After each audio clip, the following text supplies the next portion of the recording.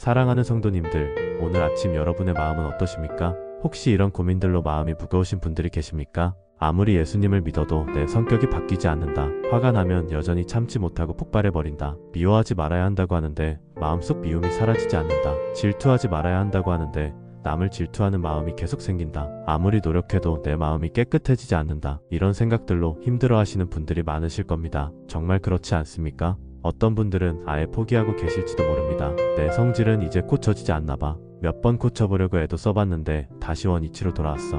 하지만 믿음의 가족들이여, 오늘 하나님께서 우리에게 주시는 말씀을 통해 세 가지 놀라운 진리를 발견하게 될 것입니다. 첫째, 왜 우리의 성품이 바뀌지 않는지 근본적인 이유를 알게 될 것입니다. 둘째, 마음을 지키는 것이 왜 그토록 중요한지 깨닫게 될 것입니다. 셋째, 실제로 어떻게 마음을 지키며 살아야 하는지 구체적인 방법을 배우게 될 것입니다. 오늘 함께 말씀을 나누는 동안 여러분의 마음이 진정으로 변화되고 하나님께서 기뻐하시는 마음으로 살아갈 수 있는 비밀을 발견하시기를 주님의 이름으로 축복합니다. 첫 번째로 말씀드리고 싶은 것은 우리의 성품이 바뀌지 않는 근본적인 이유가 무엇인지에 대해서입니다. 잠언 4장 23절의 말씀을 보겠습니다. 모든 지킬 만한 것 중에 더욱 내 마음을 지키라. 생명의 근원이 이에서 남이니라. 많은 성도들이 성질이 바뀌지 않는 것 때문에 고통스러워합니다. 신학교에서도 성질은 고쳐지지 않는다고 가르치기도 합니다. 하지만 그렇지 않습니다. 믿음을 잘못 가지면 하나님께서 평생 그 역사를 하실 수가 없습니다. 예수 그리스도 안에서는 거듭난다고 표현합니다. 죽고 다시 사는 역사가 예수를 믿는 것입니다. 그런데 왜 성질이 안 고쳐지는 걸까요? 이유는 간단합니다. 마음이 중요한 줄 모르기 때문입니다. 우리는 마음을 너무 소홀하게 생각합니다.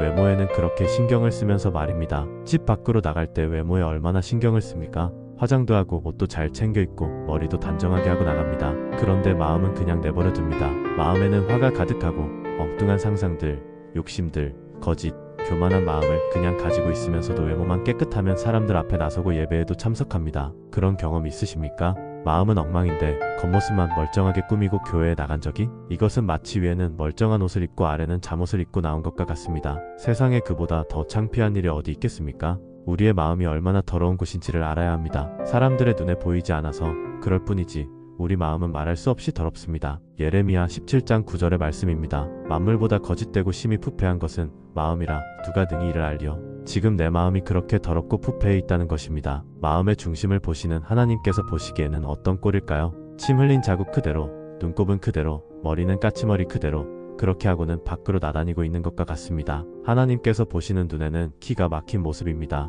우리 마음이 엉망인 상태인 것을 만약에 누가 볼 거라고 생각한다면 절대로 그렇게 하지 않을 것입니다. 하나님께서는 분명히 우리 마음을 보고 계십니다. 예수님께서 진짜 내 마음에 오셨습니다. 그것을 진짜 믿는다면 반드시 점검하게 되어 있습니다. 내가 지금 이 마음을 가지고 하나님 앞에 나가도 될까? 내가 이런 마음을 가지고 주님을 마음에 모시고 산다고 할 수 있을까? 그렇게 될 수 있을까요? 정말로 우리가 마음의 상태를 점검하며 살 수 있을까요? 할 수 있습니다. 우선 기본적으로 내 마음이 하나님께서 기뻐하시는 마음, 그런 마음을 가지고 그 다음에 무슨 일이든지 해야 합니다. 부부 사이에 대화도 하고 자녀들을 가르치기도 하고 직장에 나가서 일도 하고 모든 일을 하기 전에 먼저 내 마음이 주님께서 기뻐하시는 상태인지 점검해야 합니다. 이런 과정 속에서 내 성질이 바뀌는 역사가 일어나는 것입니다. 많은 사람들이 자기는 별로 죄 지은 게 없다고 말합니다. 이유는 마음 상태가 어떤 건지에 대해서는 전혀 무지하기 때문입니다. 요한일서 1장 8절의 말씀입니다. 만일 우리가 죄가 없다고 말하면 스스로 속이고 또 진리가 우리 속에 있지 아니할 것이요.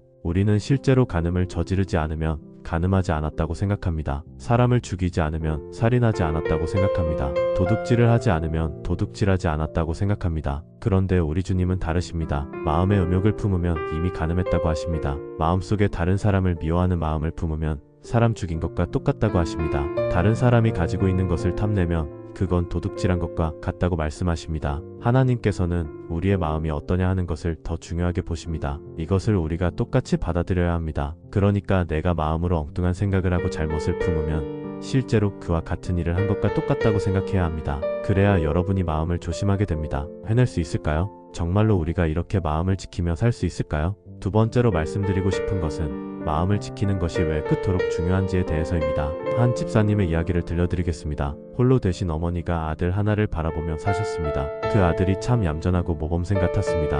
그런데 어느 날 청천벽력 같은 소식을 들었습니다. 경찰서에 끌려가 있다는 것이었습니다. 성폭행을 했다는 것이었습니다. 도저히 이해가 안 되는 일이었습니다. 그럴 아이가 아니었거든요. 그런데 가서 만나서 그 아이의 사정을 들어보니까 음란물에 빠져 있었습니다. 내성적인 아이였는데 음란물에 빠져 있었습니다. 그러니까 항상 음란한 생각만 하고 있었던 것입니다. 저녁에 골목길을 가는데 앞에 여자가 지나가는데 자기도 그 충동을 억제하지 못하고 그런 일을 저지르게 된 것입니다. 마음을 그냥 내버려 두는 것은 정말 두려운 일입니다. 안타깝게도 많은 사람이 내 마음속에 있는 나쁜 생각, 믿음 없는 생각, 하나님이 기뻐하지 않는 마음을 마음이니까 허용합니다. 이제 우리는 정말 그렇게 살면 안 됩니다. 미국에서 목회하시는 유명한 목사님 한 분의 이야기입니다. 집회를 인도하고 비행기를 타고 집으로 오시는 길에 옆좌석에 한 동양인 남자가 앉았습니다. 목사님이 피곤했지만 성경을 펼쳐서 묵상도 하고 말씀 정리도 하셨습니다. 비행기에서 내릴 때가 됐는데 그 동양인 남자가 목사님 안녕하세요 라고 인사를 했습니다. 목사님인 줄 알고 있었던 것입니다. 나를 아시나요? 저는 목사님 설교를 많이 듣고 있습니다. 그러면 아까 인사를 하지 왜 이제 와서 인사를 하느냐? 목사님이 비행기 타시고 어떻게 지내시는지 궁금해서 지켜봤습니다. 정말 소름이 끼쳤다고 합니다. 그 목사님은 그 다음부터 항상 그것을 잊어버리지 않았습니다. 누군가가 나를 지켜보고 있다. 그런 경험 있으십니까? 누군가가 나를 지켜보고 있다는 것을 의식하며 사신 적이? 정말 사람이 나를 지켜보고 있는 가운데 우리가 살고 있습니다. 가정 안에서도 일터에서도 그렇습니다. 어떤 분들은 목사님 같이 사람들에게 알려진 사람들은 몰라도 저는 투명인간이에요. 어디 가도 알아보는 사람이 없어요 라고 하십니다. 그런데 알아보는 분이 계십니다. 사람이 아니어서 그렇지 여러분 안에 계신 주님이십니다. 사람 보는 눈도 참 두려운 일이지만 여러분 안에 계신 주님은 여러분의 마음 상태까지 주목해서 보십니다. 우리가 그것을 믿는 사람이 아닙니까? 예수님을 영접한 사람은 사람이 바뀌게 되어 있습니다. 왜냐하면 마음이 바뀌기 때문입니다. 마음이 바뀐다는 것 자체가 예수님을 영접한 것입니다. 예수님을 영접한 것이 진짜라면 마음이 안 바뀔 수가 없습니다. 우리 주님이 기뻐하지 않는 생각을 어떻게 마음에 품겠습니까? 예수님을 영접했는데 어떻게 나쁜 생각을 내가 마음에 품겠습니까? 아무리 화가 나도 어떻게 내 마음에 분노를 품겠습니까? 아무리 유혹을 받아도 어떻게 내 마음에 음란함을 품겠습니까? 아무리 슬퍼도 내가 어떻게 슬픔 속에 빠져 살 수 있겠습니까? 예수님을 내 마음에 진짜 모시고 산다면 말입니다. 안타깝게도 많은 그리스도인들이 예수님을 믿는 것 자체가 아직도 진짜가 아닌 것 같습니다. 예수님을 마음에 영접했다고 하면서도 여전히 마음은 엉망입니다. 집에 돌아가셔서 장롱 뒤나 싱크대 밑바닥을 한번 들여다보십시오. 거기 먼지가 자욱하고 거미줄이 쳐져 있고 정말 보기도 불쾌할 정도의 상태일 것입니다. 다른 데는 다 멀쩡합니다. 청소하고 닦기도 하니까요. 그런데 들여다보지 않는 그 이면에는 먼지 투성이고 정말 보기가 싫을 정도의 상태로 있습니다. 이유는 뭡니까? 안 보는 곳이니까요. 많은 그리스도인들이 마음을 그런 상태로 내버려 두고 있습니다. 마음을 아무도 안 보는 곳으로 생각하고 있는 것입니다. 그러니까 이 생각 저 생각을 다 받아들이고 있는 것입니다. 그게 바로 우리 인생을 망가뜨리는 것입니다. 내 마음이 어떤지에 따라서 내 삶이 그렇게 가는 것입니다. 마음이 더러우면 그런 더러운 일을 하게 되어 있습니다. 마음에 탐심이 있으면 그는 탐심의 사람이 되는 것입니다. 음란한 마음을 품으면 그는 음란한 일을 하게 되어 있습니다. 슬픈 마음을 품으니 그는 늘 슬프게 사는 것입니다. 원망과 미움으로 사니까 하나님께서 그토록 싫어하셨던 이스라엘 백성들의 원망과 불평의 삶을 사는 것입니다. 정말 믿을 수 있으십니까? 마음 상태가 우리의 삶을 좌우한다는 것을? 세 번째로 말씀드리고 싶은 것은 실제로 어떻게 마음을 지키며 살아야 하는지에 대해서입니다. 베드로전서 3장 3절에서 4절의 말씀을 보겠습니다. 너희의 단장은 머리를 꾸미며 금을 차거나 옷을 입거나 하는 외모로 하지 말고 오직 마음에 숨은 사람을 온유하고 안정한 심령에 썩지 아니할 것으로 하라. 이는 하나님 앞에 값진 것이니라. 하나님께서 보시기에 값진 것이 무엇입니까? 외모가 아니라 마음입니다. 온유하고 안정한 심령에 썩지 아니할 것. 이것이 하나님께서 보시기에 값진 것입니다. 하나님께 정말 맡겼다면, 잘되고 못되는 것이 하나님의 손에 있음을 정말 믿는다면, 그러면 여러분이 하실 일이 무엇입니까? 하나님께서 보시기에 값진 상태가 되도록 마음을 항상 점검하고 사는 것입니다. 돈이 부족해도 사업을 하려고 해도 자본이 없어서 뭘 좀 제대로 해보려고 해도 배운 게 없어서 다 괜찮습니다. 우리 인생은 거기에 달려있는 게 아니니까요. 하나님에게 달려있잖아요.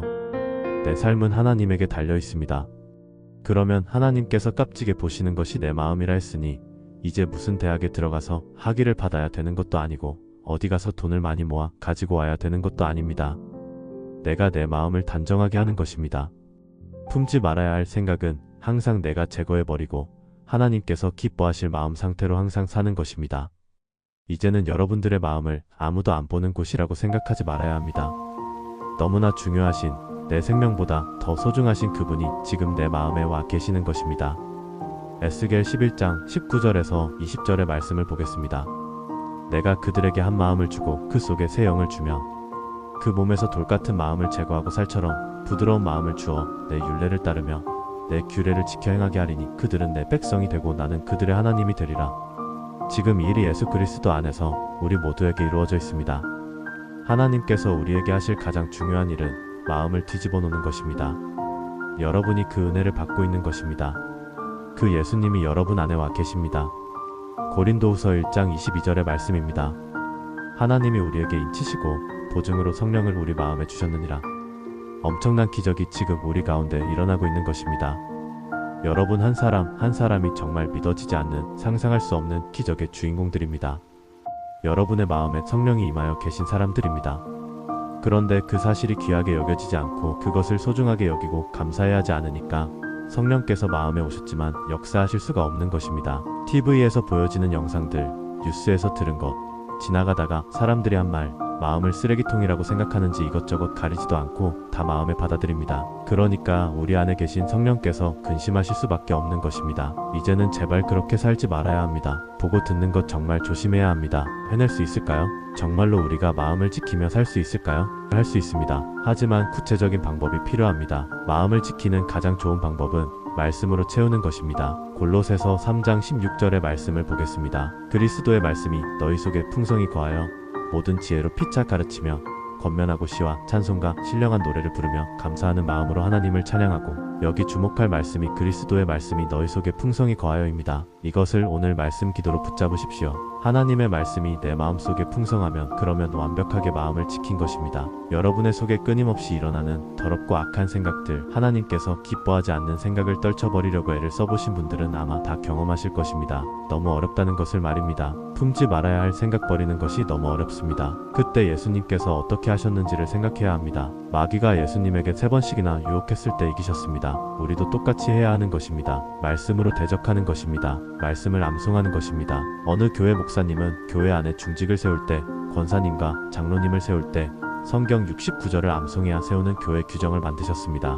기억력이 좋은 것이 꼭 임원이 될 조건은 아니지만 그 목사님이 가지고 있었던 그 마음은 귀하다고 생각합니다. 말씀이 풍성히 거한 사람은 하나님께서 쓰시는 사람입니다. 왜냐하면 마귀가 어떻게 해볼 수가 없기 때문입니다. 여러분의 마음을 지키는 가장 확실한 방법이 여러분이 말씀을 읽고 그 말씀을 묵상하고 말씀을 암송하는 것입니다. 한 분의 간증을 들려드리겠습니다. 데릭 프린스라는 영국인이 쓴 하나님의 약병이라는 책에 나오는 이야기입니다. 그분이 케임브리지 대학교에서 철학 교수를 했던 분이고 뛰어난 성경 해설가이기도 합니다. 2차 세계대전 중에 의무병으로 5년 동안 군복무를 했는데 그중 3년을 중동 땅 사막에서 근무했습니다. 사막에서 지내는 동안 그에게 피부병이 생겼습니다. 손과 발이 갈라지고 한번 갈라지고 나니까 치료를 해도 재발하고 재발했습니다. 나중에는 상태가 악화되어 남아프리카 공화국으로 후송되어 병원 생활을 2년 동안 했습니다. 그런데 고쳐지지 않았습니다. 같이 병원에 있던 어느 병사가 책을 한 권 선물해 주었습니다. 릴리안 예거라는 의사가 쓴 하늘로부터의 치유라는 소책자였습니다.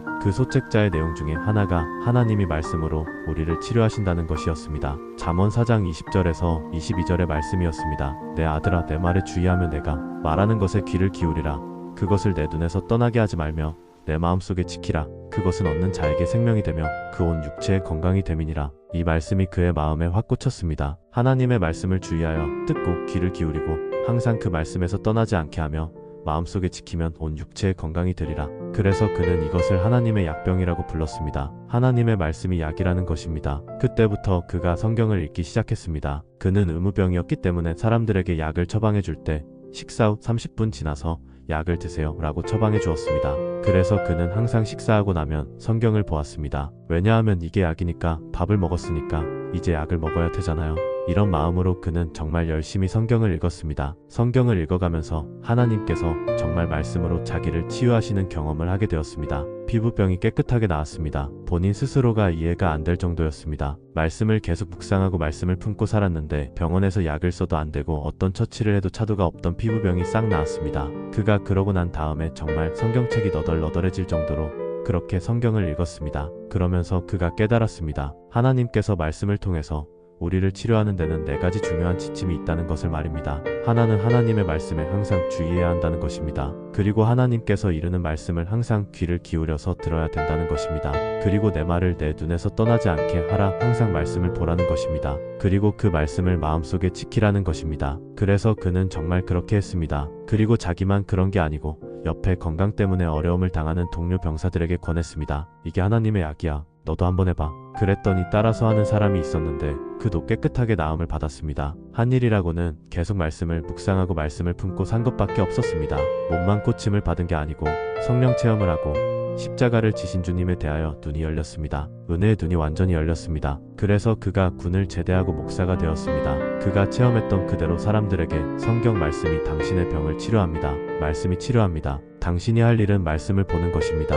성경 말씀은 생명의 양식이고 하나님의 약이고 삶의 힘이고 삶의 지혜, 구원의 능력입니다. 라고 전했습니다. 그분의 이야기를 담은 책이 하나님의 약병입니다. 사랑하는 성도 여러분, 우리는 엄청난 하나님의 능력을 늘 가지고 사는 것입니다. 하나님의 말씀으로 여러분의 마음을 지키는 것은 정말 하나님의 탁월한 방법입니다. 그렇게 될 수 있을까요? 정말로 우리가 말씀으로 마음을 지키며 살 수 있을까요? 할 수 있습니다. 구체적인 방법을 알려드리겠습니다. 영성일기를 매일 쓰는 것입니다.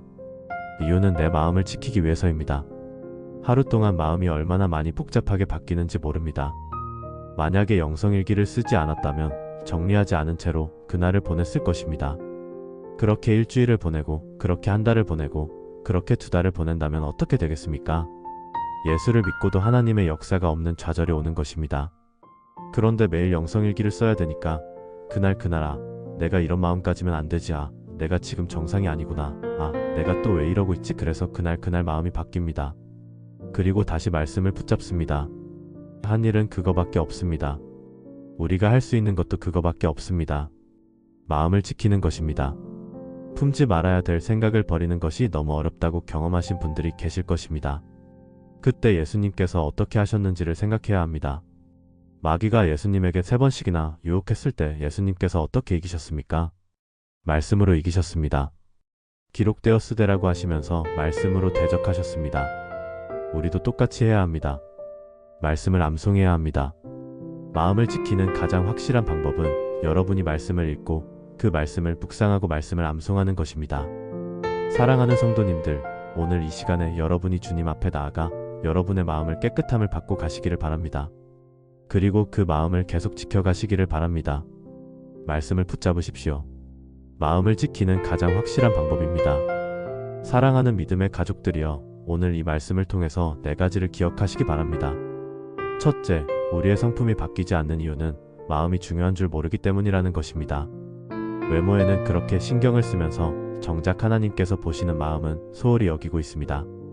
둘째, 하나님께서는 우리의 마음 상태를 가장 중요하게 보신다는 것입니다.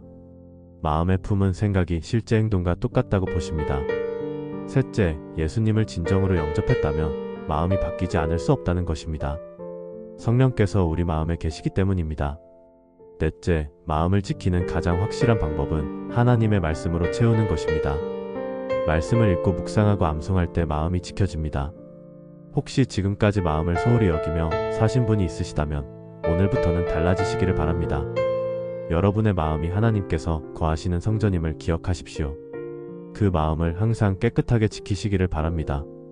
하나님께서 기뻐하지 않는 생각이 떠오르면 즉시 말씀으로 대적하십시오. 그리고 하나님께서 기뻐하시는 마음으로 채우십시오. 항상 기뻐하고 쉬지 말고 기도하고 범사에 감사하는 마음으로 사십시오. 믿음과 소망과 사랑이 항상 있는 마음으로 사십시오. 성령의 9가지 열매로 여러분의 마음을 항상 점검하며 사십시오. 그럴 때 여러분의 성품이 놀랍게 변화될 것입니다. 오늘 이 말씀이 여러분의 마음에 깊이 새겨지기를 바랍니다. 그리고 여러분의 마음이 진정으로 변화되어 하나님께서 기뻐하시는 삶을 살아가시기를 주님의 이름으로 축복합니다. 혹시 오늘 말씀을 들으시면서 마음의 도전을 받으셨다면 댓글로 나눠주시기 바랍니다. 그리고 마음을 지키는 일에 함께 힘쓰겠다고 다짐하신 분들도 의견을 나눠주시기 바랍니다. 서로 격려하며 마음을 지켜가는 아름다운 공동체가 되기를 소망합니다. 이 말씀이 더 많은 분들에게 전해져서 마음의 변화를 경험하는 분들이 많아지도록 좋아요와 구독 버튼도 눌러주시기 바랍니다. 사랑하는 성도님들, 하나님께서 여러분의 마음을 새롭게 하시고 여러분을 통해 놀라운 성품의 변화를 이루시며 여러분이 참된 그리스도인의 모습으로 살아가시기를 주님의 이름으로 축복합니다. 모든 지킬 만한 것 중에 더욱 내 마음을 지키십시오. 생명의 근원이 이에서 나기 때문입니다. 평안하시기 바랍니다.